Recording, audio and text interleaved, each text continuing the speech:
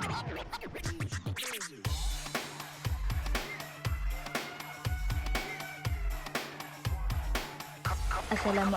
dan salam sejahtera. Terlebih dahulu, saya akan menyentuh berkaitan sejarah sosial pengaruh dalam peradaban dunia dalam pembinaan negara bangsa.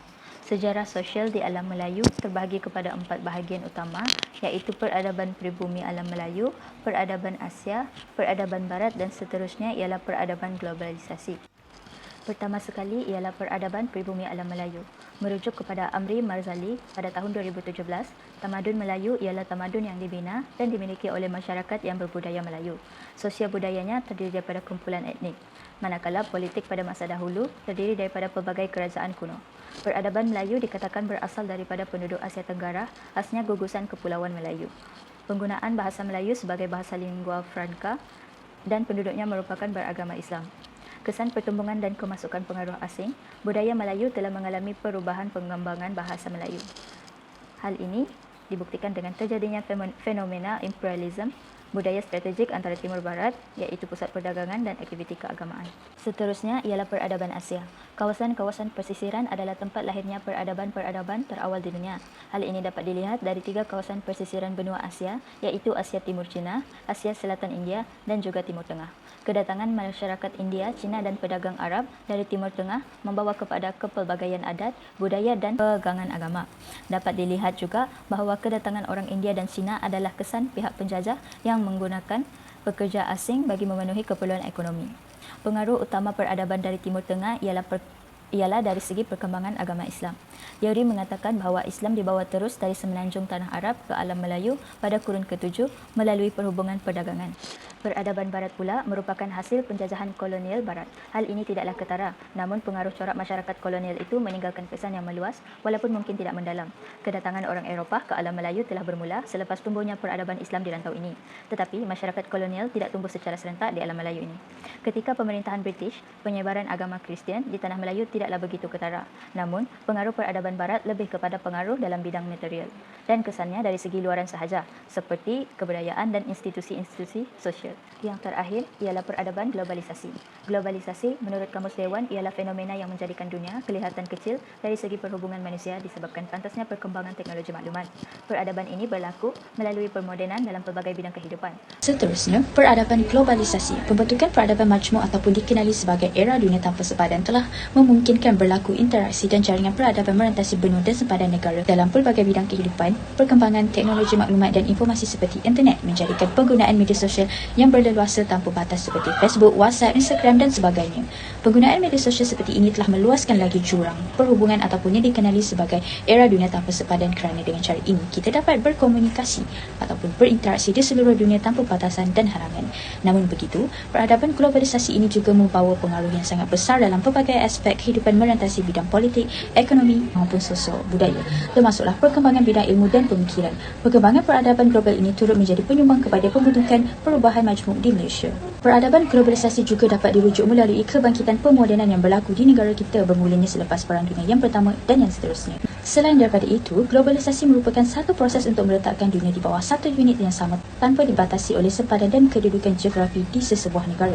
Melalui proses ini, dunia akhirnya tidak lagi mempunyai sempadan dan ruang udara dan langit sesebuah negara itu terbuka luas untuk dimasuki oleh pelbagai maklumat yang disalurkan menerusi pelbagai perantaraan media komunikasi seperti internet, media elektronik dan teknologi cyber. Seterusnya, pembentukan peradaban majmuk di Malaysia juga merangkumi negara dan bangsa. Bangsa pula terdiri daripada bangsa idaman yang berbentuk negara bangsa.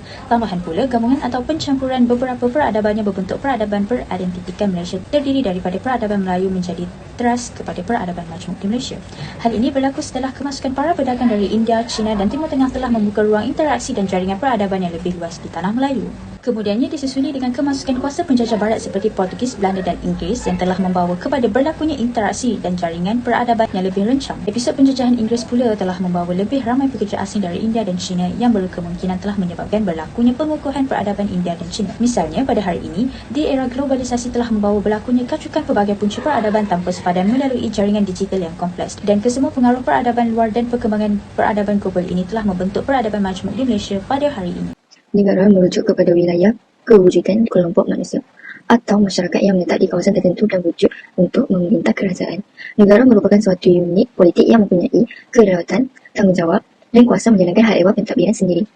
Konsep negara ialah kerajaan berdaulat bebas yang mentadbir wilayah yang diiktiraf oleh negara lain. Ia juga adalah sebuah negara yang menurut undang-undang antarabangsa yang mempunyai elemen-elemen seperti kerajaan, kedaulatan wilayah atau sempadan, penduduk atau rakyat dan elemen negara. Konsep bangsa. Daripada segi sejarah, perkataan bangsa berasal dari bahasa Latin iaitu dilahirkan yang bermaksud tempat kelahiran seseorang yang membawa kepada pembentukan sekumpulan besar manusia. Bangsa juga merupakan satu kelompok manusia berdasarkan ciri fizikal iaitu ras dan keturunan.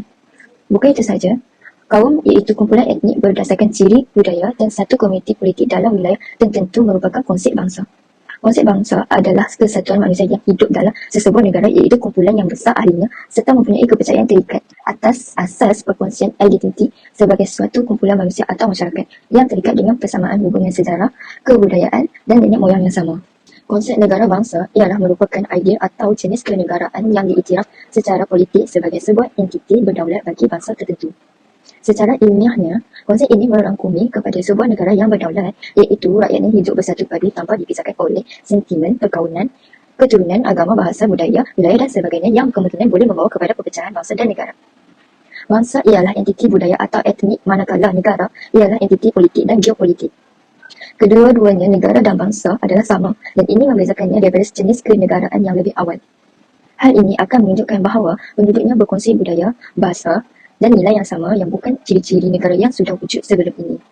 Dalam dunia yang terdiri daripada negara-negara bangsa, tuntutan terhadap penentuan nasib sendiri dan autonomi setiap bangsa akan menjadi tumpuan utama nasionalisme. Terdapat tiga syarat utama konsep negara bangsa iaitu masyarakat dalam sesebuah negara mestilah hidup dalam keadaan yang bersatu padu tanpa berlaku sebarang diskriminasi dan perpecahan. Hal ini akan melibatkan perpecahan yang besar dalam perkauman, rakyat, bangsa dan juga negara. Syarat konsep negara bangsa yang kedua adalah rakyat negara mestilah berkongsi pegangan kepada suatu ideologi yang sama supaya dapat mengelak diri daripada perselisih fahaman antara rakyat di negara. Seterusnya, penduduk haruslah percaya dan yakin terhadap sistem pemerintahan dan undang-undang negara agar negara sentiasa aman dan damai. Saya akan membentangkan tajuk konsep dan pembentukan negara bangsa dalam acuan Malaysia. Terdapat 3 perkara dalam topik ini iaitu konsep negara bangsa, pembentukan negara bangsa dan juga bentuk negara bangsa. Konsep negara bangsa. Asasnya istilah negara bangsa merupakan gabungan dua dimensi utama iaitu negara dan bangsa. Negara terbentuk dengan adanya tanah air, rakyat, kemerdekaan, kedaulatan, sempadan, kerajaan dan undang-undang yang membentuk sebuah negara. Semua elemen ini saling melengkapi serta mengesahkan tentang sistem kuasa dan autoriti. Lahirnya kelompok bangsa yang menentang kuasa feodal dan proses pembentukan sistem baru iaitu kapitalis merupakan konsep negara bangsa bagi negara Eropah. Negara bangsa adalah di mana budaya majoriti rakyatnya memiliki kesedaran kesatuan identiti nasional, perkongsian budaya dan perkongsian sejarah yang sama dan bertindih dengan sempadan politik wilayah negaranya. Uh, ne- Idealnya, sebuah negara bangsa memiliki hanya satu anak watan, satu kumpulan etnik dan satu tradisi budaya tanpa ada kumpulan lain. Dan ia juga ideal di mana bangsa sama dan ditadbir urus oleh negara berdaulat mereka sendiri. Menurut Benedict Anderson pada tahun 1983, melalui konsep Emerging Community, mengatakan bahawa pertembungan tentang bentuk negara akan dimuktamadkan dengan kemerdekaan di mana pelbagai bangsa itu menjadi satu bangsa seperti Indonesia. Dan bagi Moten dan Islam pada tahun 2006, negara bangsa sebagai sebuah institusi politik yang merujuk kepada sebuah negara yang dihuni oleh sekumpulan manusia yang memperkenalkan diri mereka sebagai sebuah bangsa atas landasan perkongsian budaya, sejarah, bahasa, etnisiti dan juga faktor-faktor lain. Seterusnya, menurut Penrose pada tahun 2009, entiti geopolitik yang kesahihannya mendakwa kedaulatan dan kuasa politik berdasarkan kapasitinya untuk mewakili negara yang tersendiri. Dan yang terakhir, menurut Godwin Work, negara bangsa sebagai satu negara di kawasan yang diliputi oleh negeri untuk memasukkan kebanyakan orang yang menganggap diri mereka sebahagian daripada budaya warga negara itu. Seterusnya ialah pembentukan negara bangsa. Menurut Abdul Rahman Ibu pada tahun 2001, beliau menyatakan bahawa apabila Malaysia diisytiharkan merdeka pada 31 Ogos 1997, apa yang lahir ialah sebuah negara dan bukannya sebuah bangsa. Dia juga menyatakan bahawa apabila Malaysia terbentuk pada 16 September 1963, apa yang wujud ialah negara Malaysia dan bukannya bangsa Malaysia. Struktur sistem negara bangsa memerlukan promosi kepentingan sendiri tanpa melibatkan kepentingan pihak lain daripada Moten dan Islam pada tahun 2006. Menurut Haywood pada tahun 2000, bagi aliran yang berfahaman liberal dan sosialis, negara bangsa adalah satu usaha untuk membentuk kesetiaan dan juga ketaatan sivik yang sempurna. Manakala bagi fahaman konservatif dan nasionalis, ia pula berdasarkan kepada etnik atau satu bentuk perpaduan organik. Seterusnya, terdapat 3 jenis pembentukan negara bangsa, iaitu yang pertama ialah satu bangsa, satu negara, di mana keadaan ini bertitik tolak daripada satu ras membentuk bangsa dan melahirkan satu negara. Justru itu, ia akan melahirkan sebuah negara bangsa. Sebagai contoh, bangsa Jepun membentuk negara Jepun dan bangsa Jerman membentuk negara Jerman. Yang kedua ialah bangsa tanpa negara. Terdapat beberapa bangsa tanpa negara dan mereka menuntut bangsa mereka untuk bernegara dan mempunyai autonomi sendiri seperti bangsa Melayu Patani di selatan Thailand. Yang ketiga ialah satu bangsa, satu negara. Senario ini berlaku apabila wujudnya sesebuah negara yang diperakui kedaulatannya tetapi tidak jelas dari segi identiti bangsa yang dibina. Contohnya, kewujudan negara sebegini boleh dirujuk dalam konteks Malaysia. Malaysia lahir sebagai sebuah negara yang terdiri daripada pelbagai jenis kumpulan etnik yang mengekalkan identiti masing-masing. Jadi, satu bangsa Malaysia masih belum terbina. Yang terakhir ialah bentuk negara bangsa. Setiap negara bangsa memiliki kumpulan etnik asal yang membina dinasti, empayar dan juga negara bangsa mereka. Namun begitu, geopolitik negara telah mengalami perubahan melalui perjanjian dan penaklukan semenjak abad ke-16 dengan penghijrahan, perkembangan kapitalisme dan juga penjajahan. Menurut Wimmer dan Feinstein, pada tahun 2010, dua negara bangsa telah dikenal pasti, iaitu negara bangsa tamu dan juga negara bangsa settler. Negara bangsa tamu seperti Malaysia, Jerman, Thailand, Indonesia dan juga lain-lain ialah di mana wilayahnya diduduki oleh kumpulan etnik asal. Dan bagi negara bangsa settler seperti Amerika Syarikat, Singapura, Australia dan banyak lagi, ia ialah di mana komuniti migran yang menduduki negara itu telah meminggirkan dan meletak di tanah-tanah rezab dan ada yang menghapuskan anak watan asalnya. Pada hari ini, saya akan membentangkan tentang kepelbagaian idea bangsa idaman. Pada tahun 1996, Shamsul Ebi melalui konsep Nation of Intent berpendirian bahawa sebuah negara bangsa adalah a project work in progress dan sentiasa berlaku contestation bangsa dalam negara itu hingga yang wujud adalah negara tetapi bangsanya tidak terbina seperti di Malaysia. Di Malaysia, pembentukan negara terjadi dalam dua fasa iaitu sebelum dan selepas merdeka. Antaranya adalah konsep Melayu Raya yang digagaskan oleh Pergerakan Kiri Melayu, konsep negara Islam yang diperkenalkan oleh kelompok Islam dan konsep masyarakat majmuk yang dipimpin oleh orang Melayu.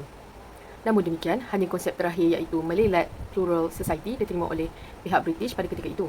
Hal ini dinatijahkan dengan terbentuknya CLC pada tahun 1949 iaitu Communities License Committee 1949 yang diterima pakai sehingga kemerdekaan. Selepas negara ini mencapai kemerdekaan, wujud keinginan untuk dilahirkan satu konsep kenegaraan yang kolektif atau identiti nasional sepunya. Impian ini antaranya telah melahirkan konsep Malaysia yang popular ketika tahun 1960 diperkenalkan oleh Lee Kuan Yew ketika Singapura berada dalam Persekutuan Tanah Melayu dan akhir pada tahun 1990 pada era pemerintahan Mahathir Mohamad. Berikut merupakan hegemoni negara bangsa idaman dari tahun 1950-an sehingga sekarang. Etos bangsa, etnik, nasionalisme dan bangsa. Perkataan etos ini telah mula digunakan sejak zaman Greek lagi, iaitu berasal daripada perkataan etika, sikap kepribadian, watak, karakter serta keyakinan atas sesuatu perkara yang boleh dikatakan adalah satu konsep umum tanpa definisi yang formal. The Oxford English Dictionary pada tahun 2000 mengatakan bahawa ethos sebagai the characteristic spirit prevalent tone of sentiment of a people or community. Ethos juga boleh dimaksudkan sebagai pandangan hidup yang khas suatu golongan sosial yang didasarkan kepada sifat, nilai, adat istiadat yang memberi watak dalam masyarakat. Bagi Etzioni pada tahun 2009, istilah bangsa merujuk kepada nilai-nilai khas, tradisi, identiti dan wawasan masa depan atau takdir bagi sesebuah bangsa. Bagi orang pada tahun 2009, mengatakan hal yang hampir sama iaitu etos bangsa merupakan kepercayaan, attitude dan nilai yang didapati dan dikongsi melalui masyarakat untuk kegunaan masyarakat pada masa hadapan. Etos nasional. Menurut Tun Dr. Mahathir pada tahun 1992, beliau mengemukakan tentang etos bangsa seperti berikut. Membina negara daripada pelbagai orang dan dengan latar belakang sejarah, etnik, bahasa, agama, budaya dan geografi yang berbeza adalah sesuatu yang lebih daripada sekadar memupuk permuafakatan tentang watak asas bagi sesebuah negeri atau negara. Ia melibatkan tentang pemupukan pengalaman sejarah yang dikongsi, nilai bersama, perasaan identiti bersama, nasib bersama yang merentasi sebadan etnik tanpa menjejaskan identiti etnik, kesetiaan, komitmen dan keterikatan emosi kepada negara dan pembungaan etos kebangsaan yang jelas. Dalam erti kata lain, etos nasional adalah ciri-ciri unik masyarakat setempat yang mengikat seseorang individu dengan individu lain dan yang mengikat rakyat dengan negara melalui perkongsian nilai, perasaan dan semangat kepercayaan dan identiti bersama. Seterusnya ialah etos simbolisme bangsa Malaysia. Walaupun konsep identiti nasional, kebangsaan dan etos bangsa dikaitkan dengan bangsa, mengukurnya adalah sulit dan hanya dapat dipantau bentuk dan entisitinya di negara itu sendiri. Menurut Smith pada tahun 2009, Setiap bangsa memiliki warisan etnosimbolism dalam jangka persejarahan panjang seperti bendera, bahasa, pakaian, makanan dan lain-lain asas bangsanya. Seterusnya ialah geopolitik negara dan perubahan politik.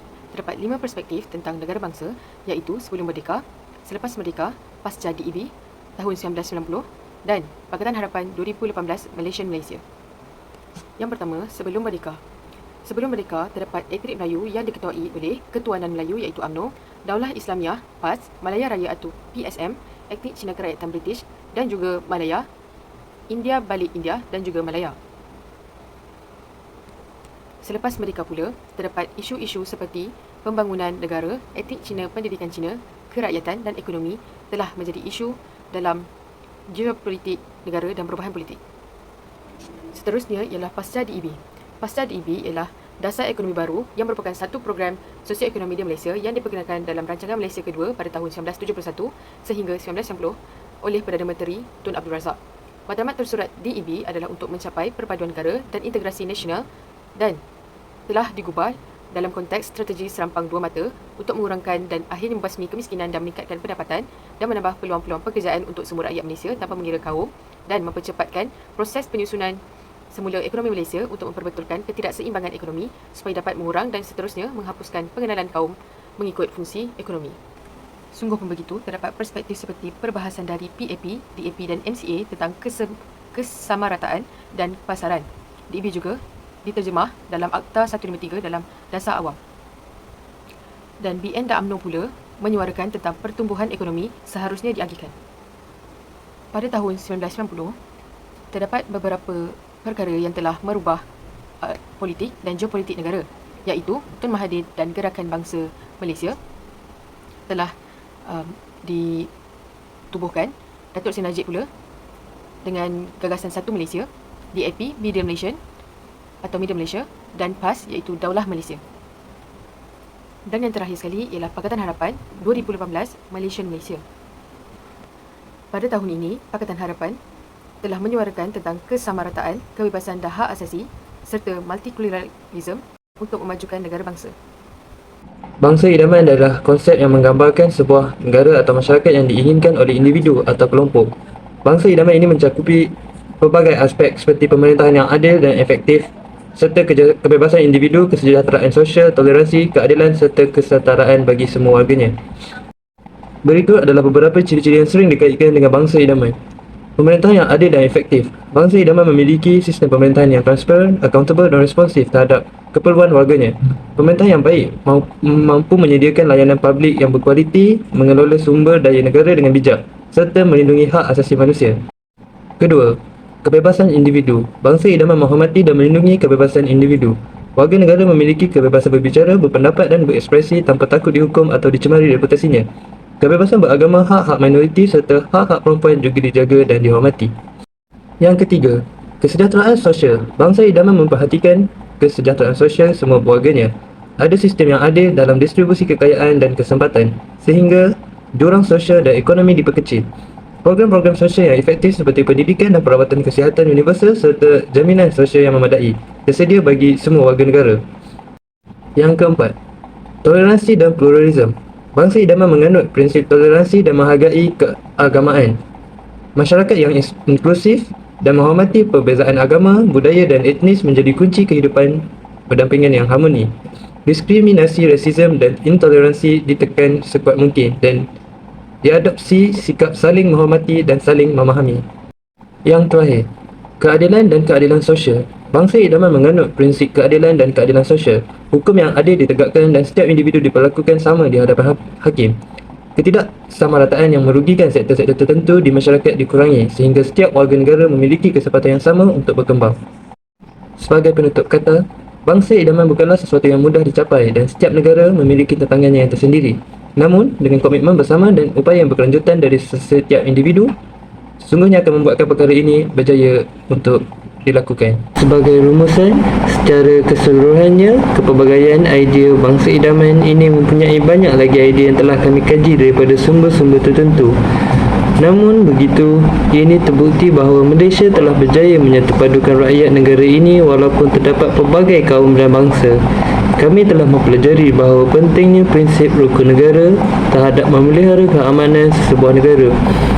Selain itu, selepas mengkaji lebih dalam mengenai tajuk ini, kami menyedari bahawa terdapat pelbagai bangsa dan kaum yang ada dalam Malaysia selain bangsa Cina, Melayu dan India. Bangsa-bangsa yang terdapat dalam Malaysia inilah yang merupakan bangsa idaman yang mempunyai keistimewaan yang tersendiri dalam kehidupan manusia. Sekian, terima kasih.